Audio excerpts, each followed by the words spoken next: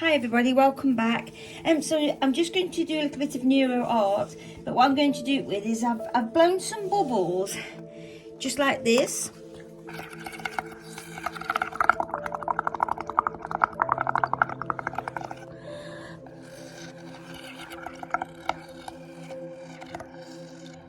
Just like we did when we was at school.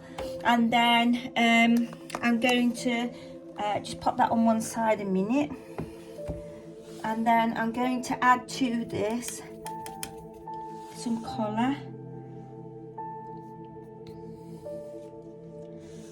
In fact, what I'm going to do is I'm going to put some colour on the page first.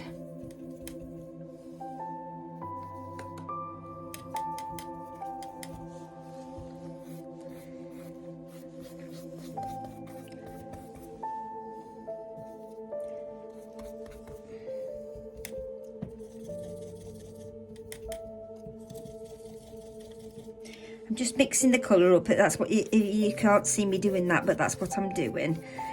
Just mixing the colour up on the side here, and then just bringing that in. I've taped off a little square, so this is just showing you some effects again,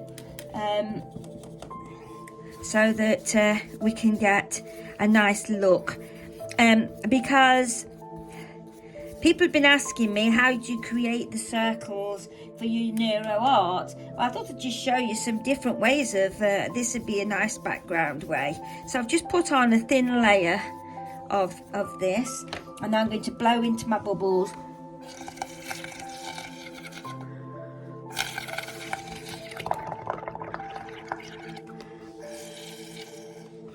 And then I'm going to lift the bubbles out and onto the paper.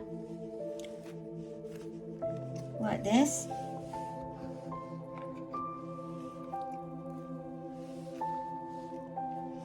And I'm going to let these do their thing. Makes a lovely background. A bit more. This is just washing up liquid.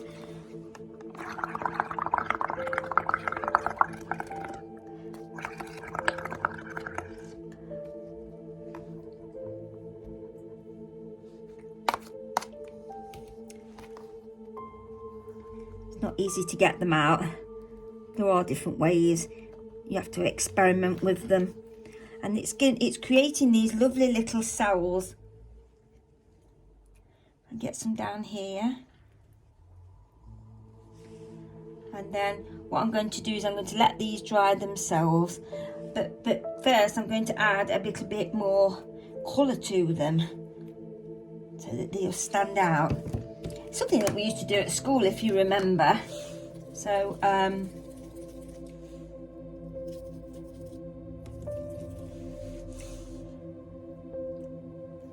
some darker colours into these bubbles and into these areas. It creates a really nice effect. This does. You want it nice and watery in your bubbles. Let me just put out some of this colour, and it will help. And you'll see the effect. This is indigo, my favourite colour.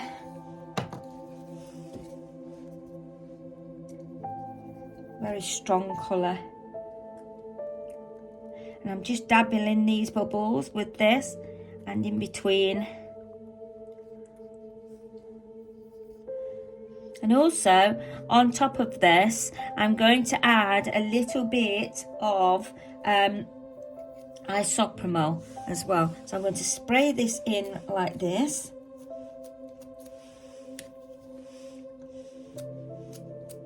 Into the bubbles, giving it a lovely effect. Makes a lovely background, this does. Okay, so this is the isopropyl alcohol.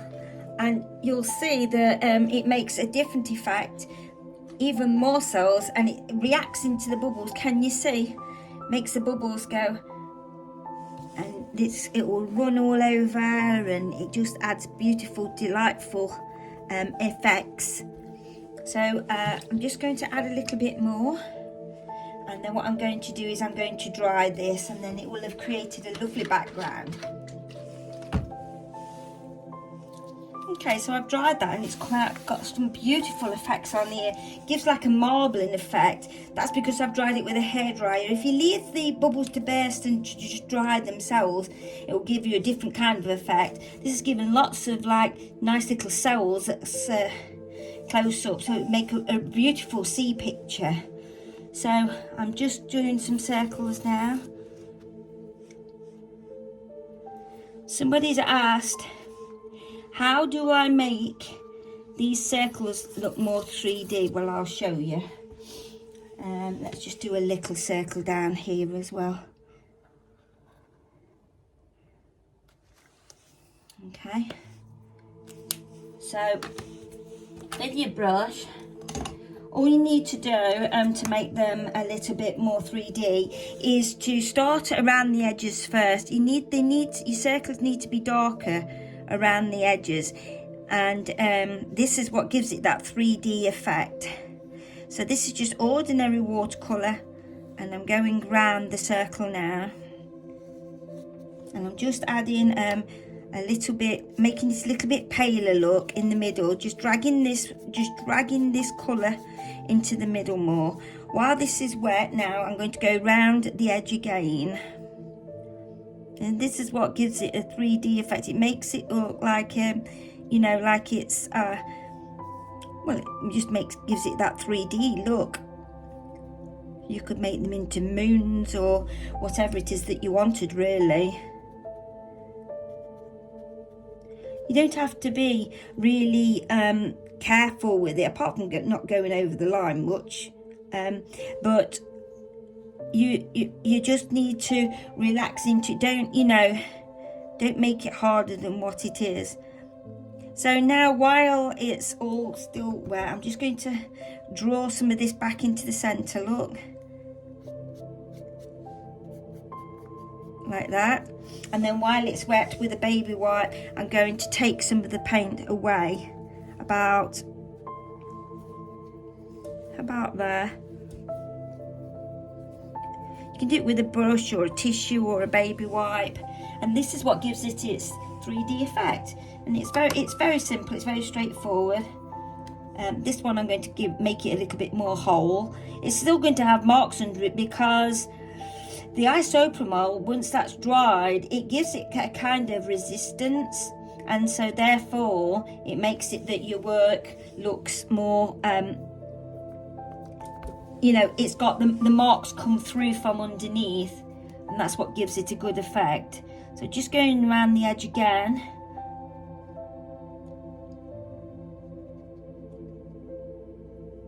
Like so. And I'll just show you on this last one. This one's only half a circle. You can't tell really, but it's half a page and half not. It's good to do that rather than it being just like 3 boring circles. Notice that all the circles are different. I've made sure that they're all different. So round the edge again.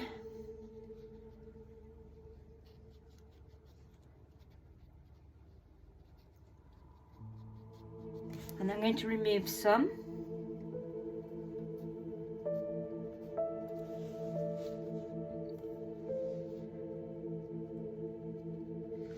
And then I'm going to dry this off, and once it's dry, I'm going to come back over to it.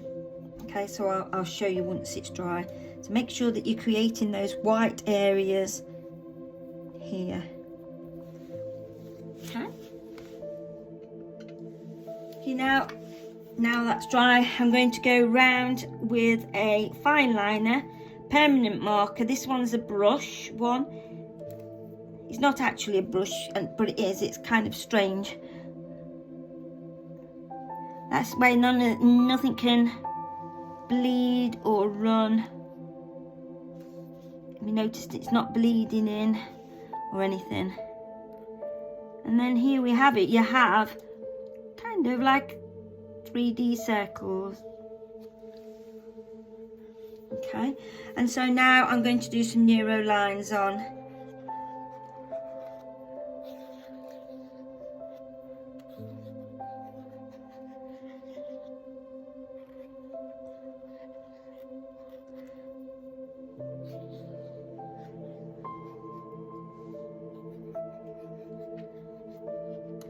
and then I'm going to do some connections. Do the connections, the rounding off. This is where it becomes relaxation.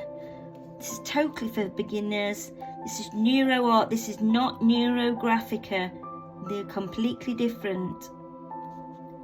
So I just thought I'd show you, because we've not done any for a while, and I thought that I'd come on and show you how it's nice to do different effects to go with them.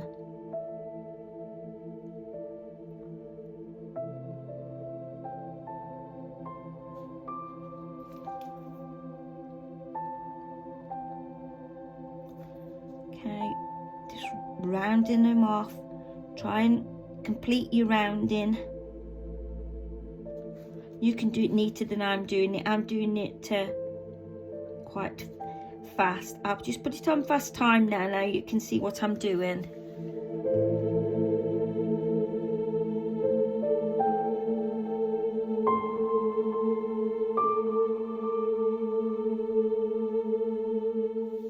So next I'm going to add some splatters. You've all seen me do splatters before.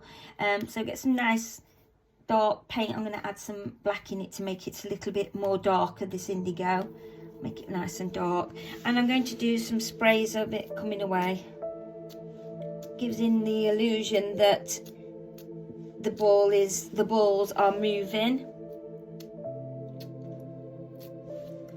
This is not easy to do.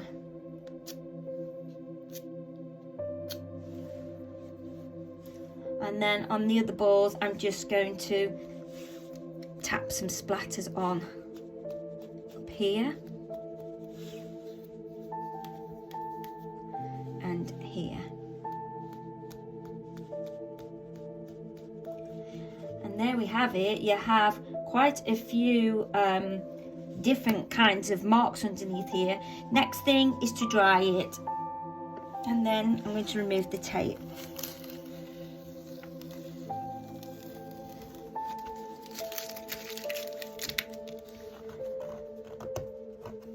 If I can get hold of it.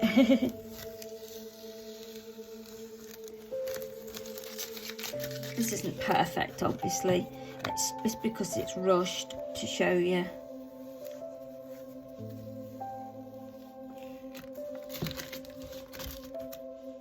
Nice thing about this, again, it's in my sketchbook. More experimentation and enjoyment of trying out different techniques again. And there we have it, guys. Beautiful effects from this, and your lovely Neuro Art going over the top. I wanted to just keep it going over the top for a change, because I just wanted to show you. It would have been nicer if the tape had come off a little bit more clean, but it doesn't matter. It's all just experimentation in the book, so it makes no difference. But that's how you make your baubles look more 3D-ish. There's lots of all different ways, but you can see where the light comes in here and here and here. It really gives it that 3D look. Yeah, so then of course you can try different compositions as per usual. So here,